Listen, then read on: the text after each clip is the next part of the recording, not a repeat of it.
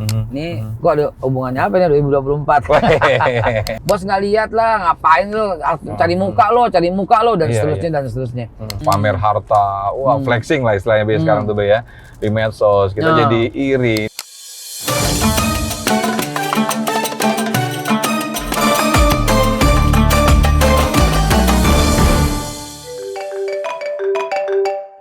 Halo, Assalamualaikum. Oh gitu, oke. Ustadznya udah siap? Oke, yuk. Oke, saya beres-beres dulu ya. Oke. Ya, Assalamualaikum.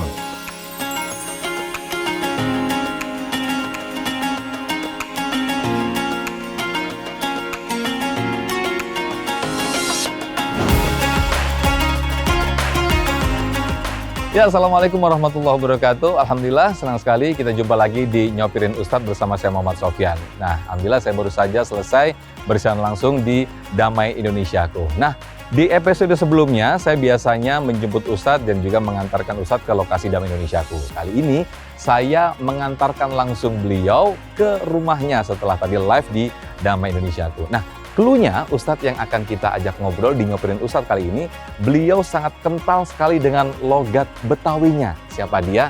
Ikuti saya terus. Jangan lupa pemirsa, subscribe channel Religiwan. Karena insya Allah dengan Anda mensubscribe Religiwan, teman-teman akan bisa menambah ilmu dan juga insya Allah akan meningkatkan iman kita. Ikuti saya terus.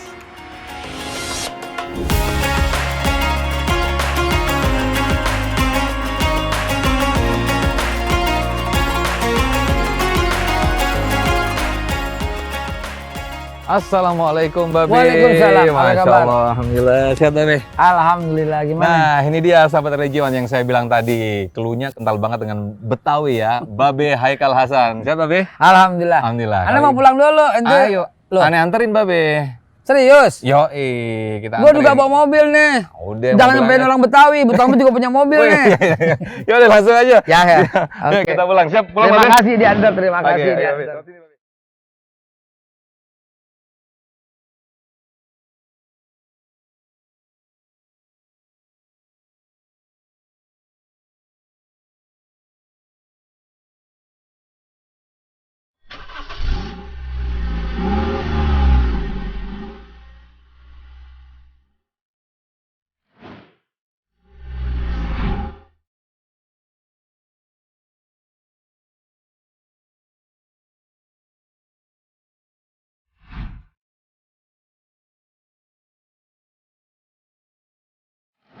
Ya, Assalamualaikum warahmatullahi wabarakatuh. Sahabat Religiwan, kita sudah bersama Babe Haikal Hasan. Gimana Babe? Enak mobilnya. Mantap banget ya? Enak, mantap. Terima kasih. Enakan mobil lu sama gua. Tuh, bisa lihat bintang dong, Be. Makanya ada sunroofnya. Sehat ya, Be ya? Siap, alhamdulillah sehat walafiat. Be, kita mau ngobrol-ngobrol nih, Be ya, di program Nyopirin Ustadz bersama sahabat Religiwan. Terima kasih. Keseharian apa aja nih sih, Be? Keseharian ya itu dia. Aneh itu udah 20 tahun bisnisnya itu adalah pelatihan. Pelatihan. Kita memberikan training kepada perusahaan-perusahaan. Itu mata pencarian kita udah 20 tahun. Training apa itu, Be? Training manajemen, sales, intinya pencapaian target sales dan pencapaian target produktivitas. Gitu. Efisiensi, produktivitas, customer service, excellent. Nah, itu pelatihan kita udah 20 tahun ini. Jadi dari dunia sales marketing menuju ke dunia dakwah. Ini gimana ceritanya, Be, akhirnya jadi ustadz atau pendakwah ini, Be? Itulah yang saya tanya, kenapa ente manggilannya sebagai ustadz? Karena kan memang Babe lebih akrab dipanggil Babe ya. Betul. Sebelum ke situ, tujuannya kenapa nih akhirnya menuju ke jalan dakwah ini? Jadi ya? begini, ceritanya itu adalah karena pada waktu kecil memang saya ngelihat prihatin di lingkungan saya, anaknya bandel-bandel. Kalau istilah kita tuh zaman dulu ngegelek gitu ya. Ngegelek. Anak-anak asal-angkatan kita kok pada begini gitu ya, udah ngegelek dan sebagainya, berantem udah rutin lah. Kalau itu aneh ikut deh. Kalau berantem kita ikut. Ya, tapi kalau ngegelek enggak deh gitu ya. Tapi kok pada begitu gitu loh, bandel ada apa ini? Rupanya ya begitu deh, jadi paling nggak ada ngaji. Maka saya kumpulin anak-anak, anak kecil juga ikut, ayo ikut ngaji di rumah Kak Haikal gitu ya. Nah, di rumah Kak Haikal ini kalau pemirsa nonton nih, karena muridnya jumlahnya udah jutaan ya, udah sejak tahun 80-an. Mungkin banyak yang lihat nih, oh iya ini gue juga dulu diajarin, soalnya manggilnya tuh Kak Haikal. Karena saya bukan, backgroundnya bukan seorang ustadz gitu kan. Nah akhirnya berkembang terus, saya bikin yayasan pemberantasan buta huruf Al-Quran sampai sekarang. Jadi wajar lah kalau umpamanya kita masuk ke dalam dunia dakwah, karena memang sejak umur tahun 80-an kita udah ngajarin Al-Quran. Oh jadi sebelum Mbak Be terjun ke dunia sales marketing tadi itu sebenarnya Mbak Be udah di dunia Al-Quran dan dakwah ya Be? Iya dong, itu SMP. Oh SMP ya? SMP udah mulai kita, SMP aneh bikin yayasan. Ngajak anak-anak kecil, yayasannya asal nama doang deh, yayasan apa kayak dulu, yayasan Awalina Qurani. Iya. SMP aneh mulai ngajar, SMA mulai ngajar Quran, terus aja. Jadi memang dari keluarga, dari background keluarga dan juga background pendidikan sebenarnya memang udah dari dulu emang Al-Quran ya. Emang pesantren masih kecil. 2 SD-nya juga SD Cawang. Pesantren ini juga namanya Mambaul Ulum.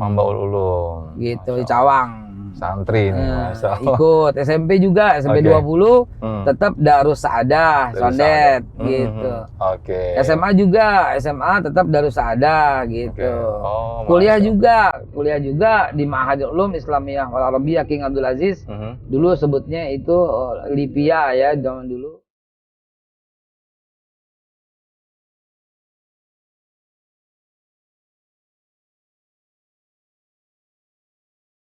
Nah, Be, ini kan orang banyak mengenal Babe Haikal ini dengan sebutan Babe. Padahal dari backgroundnya tadi udah cerita santri, kemudian juga udah dakwah kemana-mana, khususnya di Damai Indonesiaku nih, sahabat religiwan. Ini kok bisa jadi dipanggil Babe? Gimana saya jadi ikut-ikutan manggil Babe nih, Be? Gimana nih, Be? Jadi saya sendiri itu juga bingung. Iya. Semua jadi ikut-ikutan manggil Babe. Iya. Padahal ya sejak awal memang dipanggil Babe tapi bukan sama teman-teman ini gitu ya. Sebagaimana diketahui dunia sales, dunia marketing itu saya terjun di dalam itu. Lingkungan saya itu adalah etnis tertentu dan agamanya pun bukan Islam. Non Muslim dengan etnis tertentu. Saya dari dulu tuh dipanggilnya nggak pernah manggil saya Pak Haikal. Manggilnya tuh Babe. Gitu, Babe. Karena memang Babe latar belakang keluarganya Betawi. Umi aneh kan walaupun masih keturunan Arab Mashabi, tapi tinggalnya emang di kebun kacang. Nenek kita juga asli kebun kacang. Kebun kacang 6. Oke. Nah jadi dari situ dipanggil Babe Haikal. Dan emang logat Betawi kita emang nggak bisa dilepasin. Emang begini bagaimana coba? Iya, tiap hari juga ngomong Betawi ya, Be. Abah kita orang Kebon Jeruk. Iya. Kebon Jeruk kota. Umi kita orang Tanah Abang. Begaul di Tanah Abang sama di Kampung Melayu, di Condet. Ya udah. Iya. Makanya kita perjalanan ke Condet nih, Be. Ajib. Beli parfum di sana banyak. Boleh. Sama kurma. Nah, Babe, saya pernah dengar cerita katanya ini ganti tanggal lahir. Mungkin bukan ganti tepatnya. Gimana tuh, Be? Nggak pernah ganti. Jadi begini, menurut abah saya lahir tahun 69. 69, oke. Menurut umi saya lahir tahun 70. Ya, selisih setahun, Be. Iya, itu. Kalau tanggal sih sama gitu. Tanggal sama. Jadi, saya bingung waktu itu siapa yang mesti saya dengerin nih. Abah saya tetap bilang, kagak, lu lahir 69, kata abah saya. Lu kan lahir di Bogor. Kata abah saya gitu. Tahun 70 kita udah pindah di Kampung Melayu. Kata abah saya itu. Tahun 69, 68, 66 itu masih di Bogor, kata abah saya. Lu lahir di Bogor, kata umi saya. Jadi bener di Bogor nih, Mi. Iya, tapi tahun 70 abah salah, katanya gitu. Rupanya itu ada masuk SD, dimudain lah begitu. Dia dibikin 70 supaya aneh nggak malu gitu. Kata umi itu begitu. Jadi akhirnya tertulislah 70 gitu. Sedangkan yang asli 69 gitu. Sementara 69. Akte lahirnya dibikin 70 karena udah kadung SD 70, SMP 70 gitu. Jadi sempat ribet dong Be dulu ngurus-ngurus aktenya segala macam ya Umi ya. Ya biasa deh. Yang penting nggak ngilang anak siapa. Masih diakui anaknya Umi sama Abah ya Be.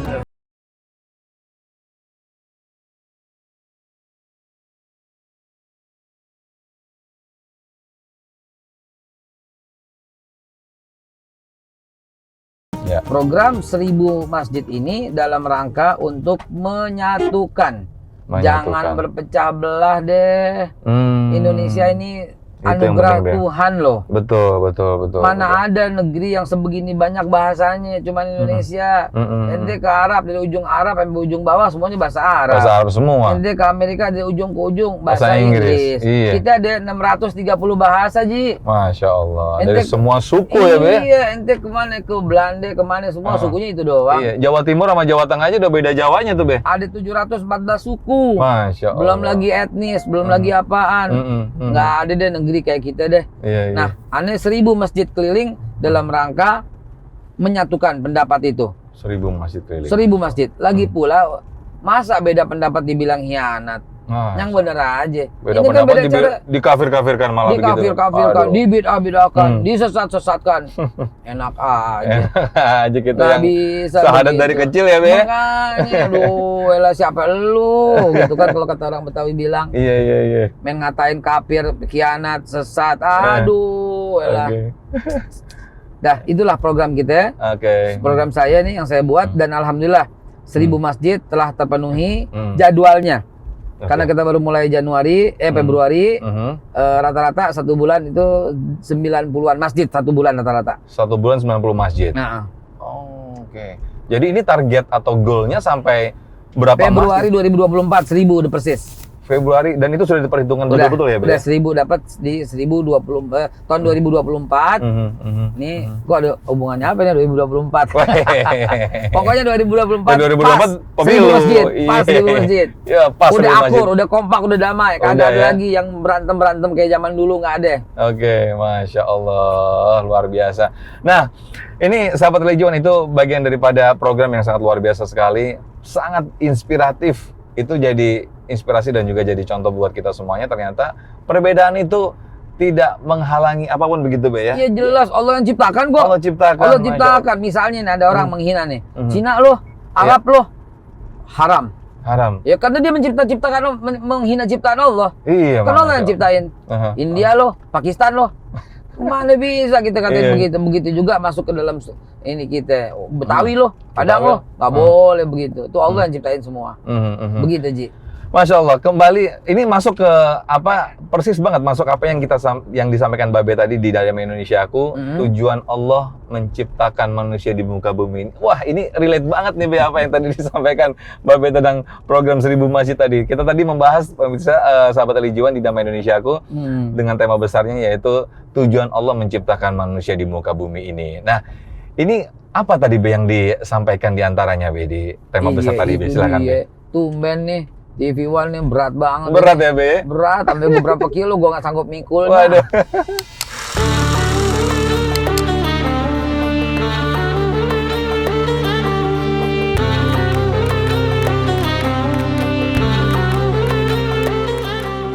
Itu bagian daripada pengabdian.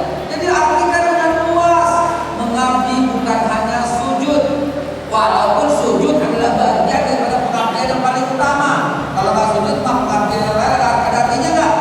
Ini merek headset. Gimana tuh, Be? Tujuan manusia diciptakan Allah udah jelas. Wa ma khalaqtul jinna wal insa illa liya'budun, ya. Aku nggak bakal ciptakan jin dan manusia kecuali untuk mengabdi. Masalahnya kita nih yang belum memahami makna daripada mengabdi yang sebenarnya. Itu dia, ya. Sebagai contoh, kita disuruh kerja. Ya. Terus kita bandingin tuh. Ya. Kita disuruh kerja, kita bandingin. Kita ngitung-hitungan. Sehingga kita berkata, ini bukan kerjaan gue. Ya. Ini bukan kerjaan gue. Gue kerja begini, gajinya segini. Dia kerja begitu, gajinya begitu. Dia santai. Iya. Pendidikan sama, dia kerjanya santai. Duitnya gedean dia. Gue kerjanya berat, duitnya kerjaan. Teman, hentikanlah seperti itu. Kalau Anda memahami makna beribadah, makna mengabdi, nggak bakal hitung-hitungan. Kenapa? Karena fama ya'mal misqala dzarratin. Nah, itu dia. Jadi perbuatan baik seberat debu aja kelihatan. Pasti dibales. Sekarang gue tanya, misalnya jam kerja sampai dengan jam 5. Orang pada buru-buru pulang dengan berkata, alah percuma. Nggak bakal diganti sama kantor. Lagian juga kita bos kita nggak ngeliat. Nah, ini masuk materi nih. Sebab apa ya? Sebab saya ngomongin di kantor-kantor begini. Gitu loh. Bos nggak lihat lah, ngapain lo, cari muka lo, dan seterusnya, dan seterusnya. Ketahuilah, kalau kita ngerti konsep pengabdian yang tadi kita ngomong di acara damai, kalau orang pulang jam 5, itu kan digaji. Begitu orang pulang jam 5 lewat 10 menit, siapa yang gaji? Berdasarkan ayat tadi, Allah ngelihat perbuatan baik, apalagi itu kantor tempat ratusan orang mencari nafkah untuk istrinya, untuk anaknya, yang kerja istri untuk keluarganya, sehingga kita menjadi tempat untuk mencari nafkah sebagai buat mereka juga. Maka 10 menit itu yang ganti itu Allah, karena itu bagian daripada mengabdi kepada Allah. Masya Allah. 10 menit Allah ganti, nggak pakai duit, tapi nggak pakai anggaran. Emang kita gajian pakai anggaran? Kalau Allah ganti kita nggak pakai anggaran, Allah bisa kasih kita badan yang prima, kesehatan yang baik, istri yang solehah, anak yang nurut dibilangin, itulah sebenarnya. Jadi tidak melulu materi, Be, ya, berupa rupiah dan juga rekening mungkin, Be, ya. Pengabdian kepada Allah pasti diganjar dengan Allah, dengan suka-sukanya Allah, dengan ganjarannya. Itu yang kita jarang bisa menemukan itu, Be, karena manusia atau saya sendiri pribadi melihat ya yang nampak adalah yang apa yang di depan mata, materi, kemudian rumah, harta, mobil, itu, Be. Makanya kadang kita susah banget untuk ikhlas, over sedikit jamnya jadi ngeluh tuh, Be. Itu dia yang Anda bilang, itu bagian daripada pengabdian. Mohon Anda batasin, Anda bela, Anda pisahin pengertian daripada ikhlas sama profesional. Kalau ente masuk jam 8 sampai dengan jam 5, itu namanya profesional. Ya, tapi kalau ente jam 7.45 udah sampai dan sudah menjalankan tugas, jangan takut nggak dibayar. Tuhan yang bayar. Dan Tuhan bayar dengan berbagai macam, yang unlimited. Tuhan ganti dengan kesehatan, Tuhan ganti dengan keluarga yang sakinah mawaddah warahmah. Tuhan bayar dengan anak kita yang sembahyang. Anak yang sholat itu. Pengabdian itu luas. Orang kalau cuma diartikan pengabdian itu cuma sembahyang doang, jadinya korupsi. Iya benar. Dia sangka, wah sembahyang nih, yang penting udah sembahyang, udah pengabdian, terus kelar gitu hidup lo, nggak ada perhitungan gitu, enak aja. Jujur itu pengabdian. Iya. Kerja sebagai direktur itu pengabdian, pengabdiannya adil, tentramin tuh suasana, damaikan tuh Indonesiaku, asik.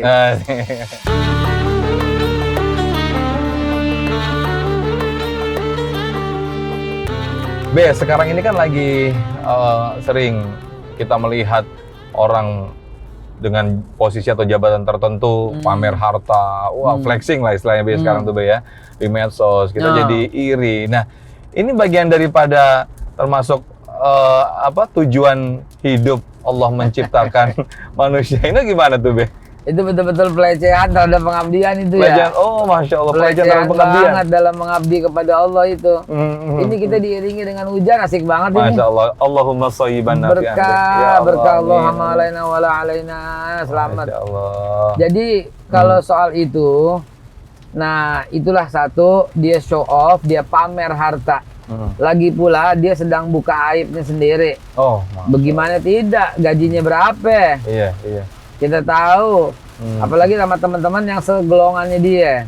Itu kan udah menyakiti, nggak menjaga perasaan orang. Dan mudah-mudahan yang kayak begitu, biar dicocok KPK aja buruan kali ya. Biar diperhatiin sama KPK. Ya? Dihitung sama KPK, ada dihitung. Apa iya, gaji lo 70 juta. Tapi cadangan duit lo sampai triliun. Emas aja berpuluh-puluh kilogram. Be, tapi kan kita kalau salah satu tujuan Allah menciptakan manusia di muka bumi ini dengan salah satunya dengan beribadah. Nah, orang kan melihat selama ini, wah ibadah itu harus sholat, berarti gua harus sholat terus dong, gua harus ngaji terus dong gitu. Bagaimana dengan yang mungkin yang dia harus terpaksa bekerja, mungkin kurang sholatnya, mungkin kurang waktu untuk tepat waktu sholatnya, itu bagaimana, Be? Itu karena memang dengan tujuan untuk menafkahi keluarga lo, Be, itu gimana, Be? Apa ibadah juga tuh, Be? Ada ibadah yang khasa dan ammah. Ibadah yang khasa itu ibadah yang khusus yang nggak bisa ditawar. Contohnya, sembahyang 5 waktu. Nah itu basic, itu standar. Ya. Adapun dia kurang karena sholat sunnahnya, dia sibuk karena kerja malamnya. Nah itu jangan dibilang dia nggak beribadah. Okay. Ibadahnya dia itu dengan cara mencari nafkah. Tapi jangan lupa modalnya mesti ada, tiketnya mesti ada. Tiketnya itu sholat yang 5 waktu tadi. Itu nggak bisa ditawar-tawar. Okay. Ya justru ibadah kita yang lain bakal haba mansura. Haba bakal hilang, nggak ada amalnya, nggak ada ganjarannya ketika kita mulai mengabaikan sholat. Sholat menjaga hubungan dengan Allah. Jadi ini sifatnya khusus. Setelah yang itu terpenuhi, baru deh kemudian kita menganggap bahwa lemburnya kita itu sehingga tidak bisa menambah sholat sunnahnya, bagian daripada ibadah untuk mencari nafkah keluarga. Jadi tiketnya mesti ada dulu.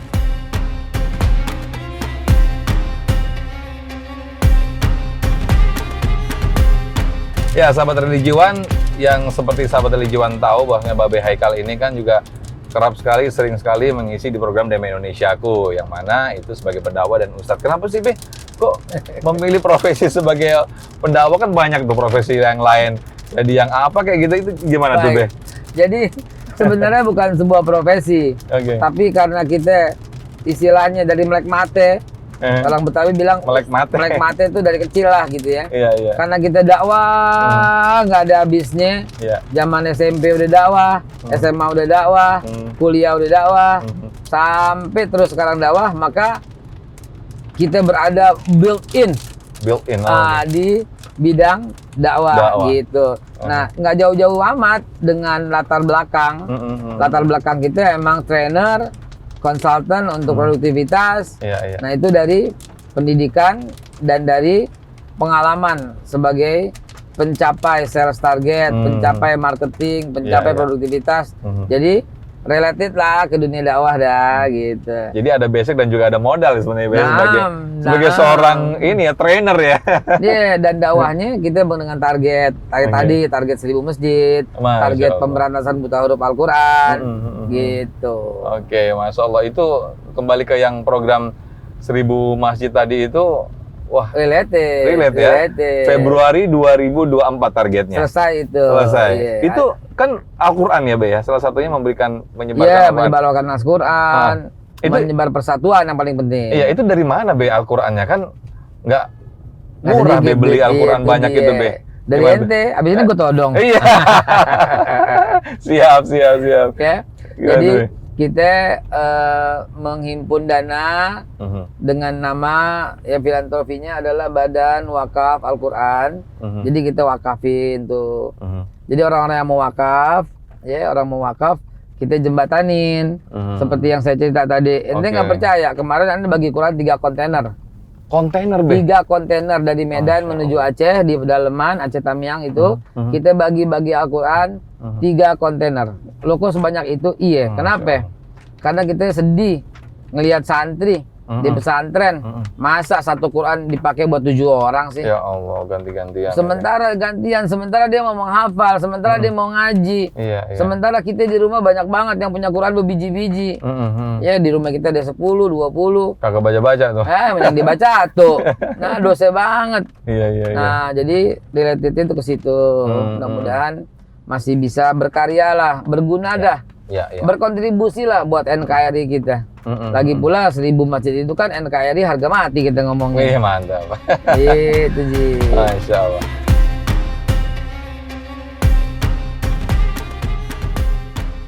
Begitu Ji. Sampai rumah kita nih. Alhamdulillah, udah nggak terasa. Ini udah khas kampung Betawi banget ini. Nah, lihat dong. Gitu. Baik, sahabat religiwan, tidak terasa kita sudah tiba di kediaman atau di rumah Ustadz Babe Haikal Hasan yang Masya Allah. Ada masjidnya. Keren banget. Nanti kita numpang sholat maghrib di situ ya, Be? Bukan cuma numpang sholat, berbuka, makan-makan di sana. Babe Haikal Hasan, terima kasih atas waktu dan juga ilmunya. Sudah tadi ngobrol-ngobrol. Dan juga sahabat religiwan, jangan lupa tonton terus Religiwan dan juga Damai Indonesiaku setiap hari. Kita hadir di Ramadan setiap hari, setiap pukul 14.00 sampai pukul 15.30. Dan di luar Ramadan, kita juga hadir setiap Sabtu dan Minggu live. Setiap pukul 12.30 sampai pukul 14.00. Kalau ada sahabat religion yang ingin tanya di kolom komentar ya. Jangan lupa Religiwan, like, share, and subscribe. Wassalamualaikum warahmatullahi wabarakatuh. Waalaikumsalam warahmatullahi wabarakatuh.